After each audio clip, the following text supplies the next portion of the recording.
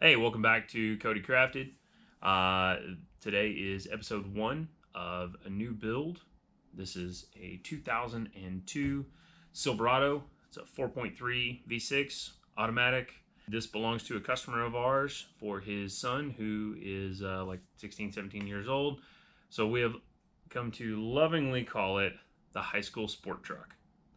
So, episode 1, little intro. We are not doing a V8 swap in this one because it is for a younger driver. We can get into that later on in the video. But it has like 210,000 miles on it. The motor has a spun rod bearing in what wound up being the #1 cylinder. Transmission was slipping already before that. And so basically doing a full drivetrain rebuild on it. In addition to that, in order to make it look a little cooler and handle a little better and be a little safer, we're doing brake upgrades, suspension upgrades with a Beltec lowering kit. So with over 200,000 miles, she was just ready for a little freshening up. Not only has the paint got this killer patina on it, but the whole drivetrain's pretty patinaed. The motor has got all kinds of metal shavings in it. It's leaking everywhere.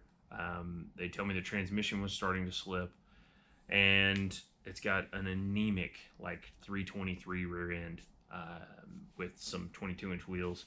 It's pretty gutless even when it was running good.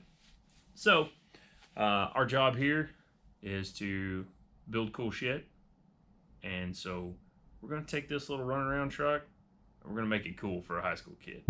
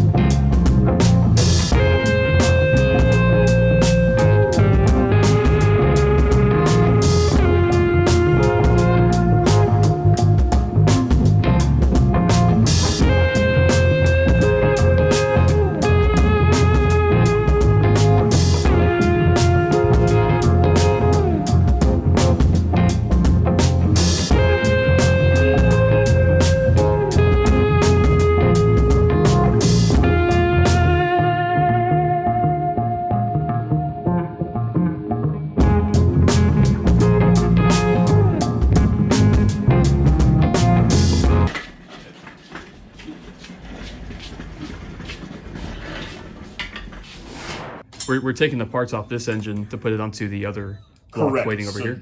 So what we've done is this motor's got 225,000 miles on it, and I think it has like a rod knock or it spun a bearing, something like that. Right. I don't know. It was blown up when the customer contacted me already, or it was already blown up when the customer contacted me. Then I was originally approached about doing a V8 swap on this little truck. Come on, baby. But the kid that's going to be driving it is, and I say kid because he's 17, 16, 17. He's young. So you recommended he stick with more of a stock engine, more of like a tune-up? No, we're a little more than that. He originally contracted another shop to do like a cammed 5.3 and a built trans with headers and stuff, which would have put him at, they were talking about, over 400 horse. And I just couldn't really in good conscience stick a 16, 17-year-old kid in a 400 horsepower truck. So when I talked to the dad, this other shop had this other shop had taken the truck in and then basically just sat on it for several months and taken a pretty substantial deposit from the customer to get started and didn't touch the thing. So what I did was got it here and then had a friend of mine go ahead and pull the motor and trans for me just because we were pretty short on time. We wanted to kind of hop it up. We didn't want a ton of power. We're shooting more for like 300 horse, 275, somewhere in that vicinity. So we're sticking with the V6, and instead of spending a bunch of money converting to a V8, we're gonna do chassis work, suspension, handling, and brake upgrades. So that way he's kind of got a chassis in a vehicle that's ready for more power when he is. Give him a little power to make it interesting. Let's re-gear it. Let's put a posi in it. Let's put, you know, a suspension kit on it. So we've got like a 3.5 drop suspension set up for it. Got some power stop brakes. Got, you know, the comp cam. There's roller tip rockers. Got some hardened push rods, and even had a little porting done on the heads because these Vortec heads actually respond very well to a little bit of cleanup work.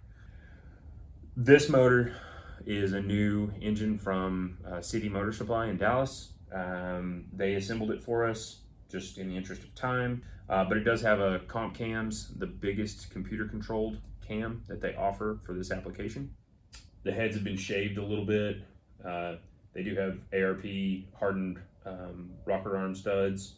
They do have upgraded valve springs and chrome moly retainers.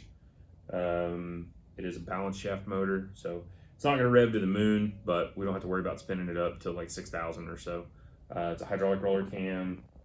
That's a comp cam's timing chain set, and stock replacement pistons, stock V8 rods. But the main thing is we wanted to set the kid up for success and, you know, have something cool for him to drive to high school.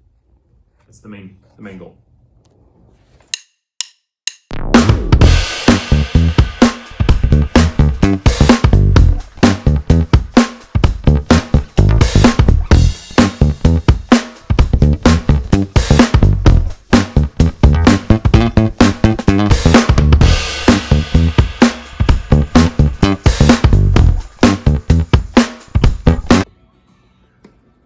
Oh my God.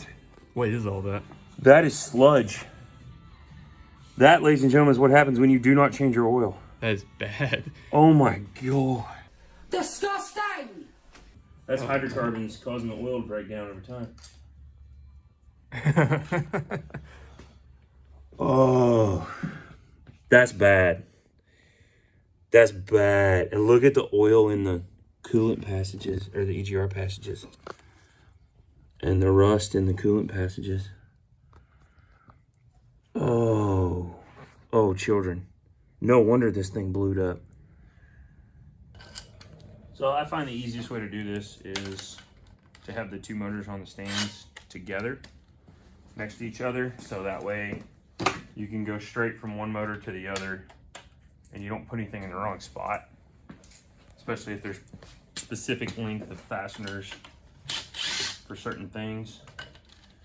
And I usually will just take the fasteners and stick them right back in where they came out. So that way we have a reference for everything we do. And that way, sometimes stuff's in your way, but you shoot a couple of threads. So you know this bolt came out of this spot, etc., etc.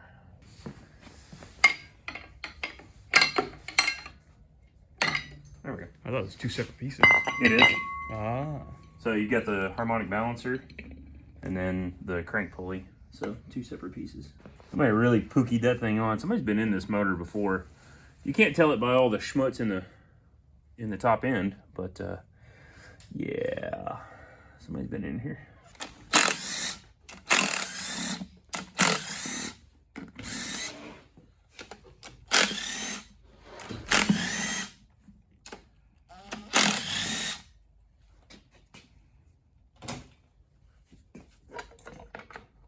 Oh my God. Oh, Jesus. Dear Lord in heaven. And somebody put new valve cover gaskets on this. And they let that. No wonder they sold this truck to this guy. Ugh. This is what a new one looks like. This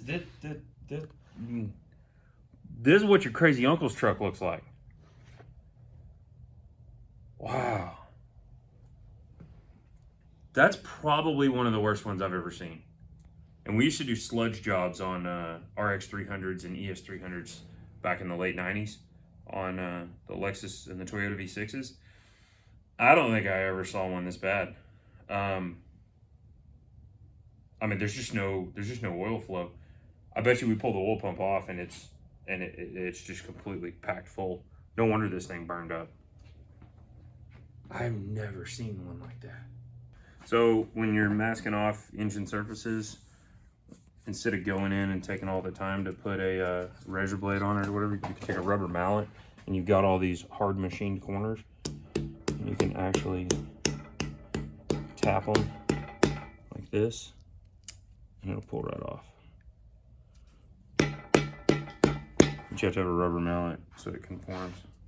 Yeah, that one didn't tear. It's good tape. But it works a lot of the time. You don't want a dead blow, you want a rubber one, a bouncy one. There you go, that's pretty good. So you just tape off all the machine surfaces, make sure the thing's hosed off with brake clean to get all the oil and the contaminants off of it.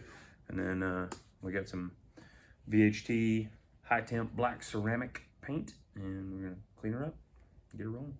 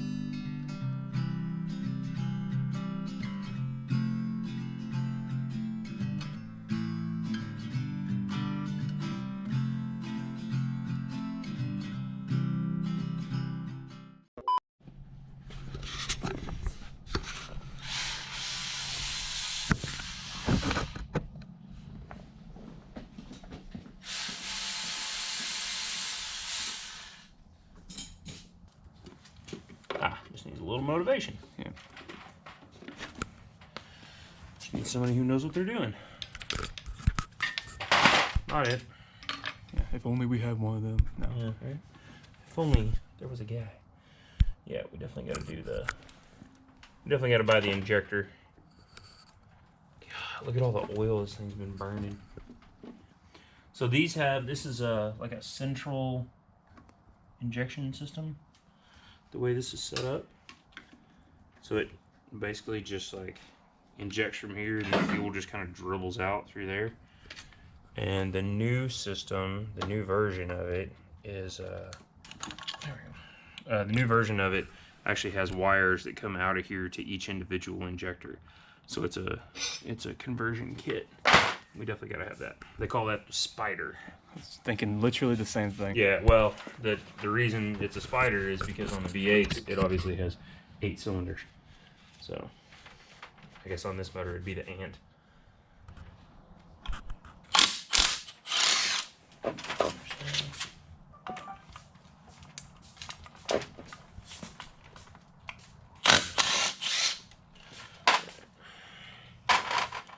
All right, let's prime a little oil in this puppy.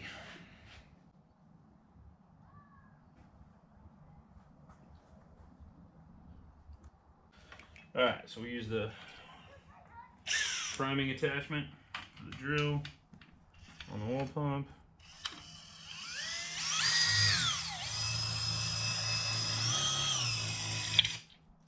Oh yeah? I don't think I've actually ever done this with the intake off. Usually I have the intake on.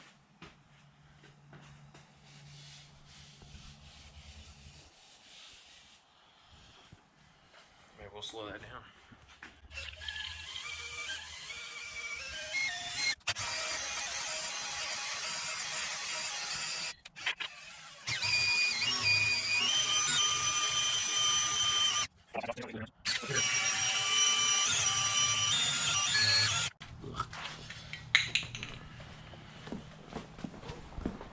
put it in there? Yeah. Good. Thank you.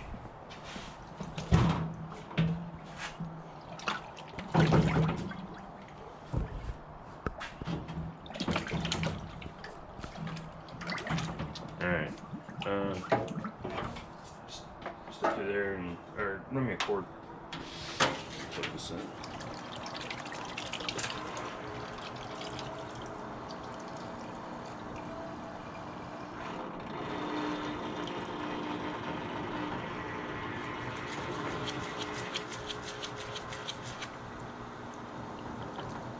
Didn't like whatever that was, did it? Was it supposed to be making that sound? I don't know. Not really. Just like how you kept scrubbing, you're like, whatever, screw it. It'll sort itself out. So is it like soak overnight or what? Yeah, I'm gonna soak it overnight. We're gonna let it run for a minute just to kind of agitate The soapy stuff? Yeah. Okay, so we have a little problem. Just started looking. Now we had an engine shop assemble this for us, and I just reached over and touched this rocker and realized that this roller tip is not touching anything, which means that the rocker arm itself is touching the spring retainer right here, which is a real good way to wind up dropping a valve. That is not good at all. Not good at all. And it's not just that one. It's 1, 2, 3, 4, essentially all of them, because that's just the valves that are open. Once they're down, there's clearance. You can see these little square corners here on the rocker arm, and these are the rocker arms that Comp Cams recommends, and I am pretty sure these are the right retainers because I think we had a conversation about retainers. No, these are 140s, and they're supposed to be a 125. So we might have a real problem here.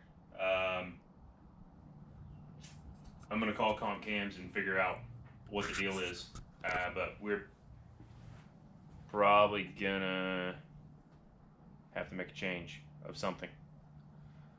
That's gonna slow us down. Go ahead, Mr. Teacher. Okay, so we're here at the whiteboard. Let's go to the whiteboard. Cut that. So, a quick explanation of valve train, and this is super simplified. I'm not an expert, and I'm certainly not going to be able to make you an expert. But essentially, what we have going on is this is the valve, and at the top of the valve, there's a ring that is smaller that's cut into the valve. And then you have the tip, and this is where the valve lock sits, and there are 2 styles. Well, there's more than 2 styles, but there's essentially one main style for domestic V8s. One of which they have a 10-degree taper usually, and then they have a locking kind of a ring, and from the top down, it's going to look thusly. So you have 2 halves. And inside there, you've got this collar. And that locks in here. You have the tip, you have the stem, and then you have the face of the valve. Super layman's terms. What I think has happened is in order to get the proper installed height, to have the proper seat pressure on the valve spring, there is a set installed height.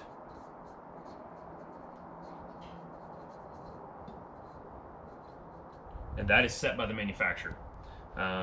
Because it is a spring, once you compress it, it has pressure. So with the cylinder head here and the installed height of the spring, that's what keeps this 10-degree taper from coming out of the retainer and then your spring, your coil spring wire sits out here. Yes, science. Okay. So what I think has happened is what they've done is they have used this style of retainer because the top of the valve, the very tip of the valve, just barely protrudes over the retainer, and normally this lock is going to sit more like this, and the top of the retainer will be here, and then your coil spring wire. So the difference between the top of the retainer and the tip of the valve is what's causing our interference. So the rocker arm, you got a stud, you got the tip of the valve, you got the coil spring around it, you got the retainer, and here you have the rocker shaft, essentially, with push rod.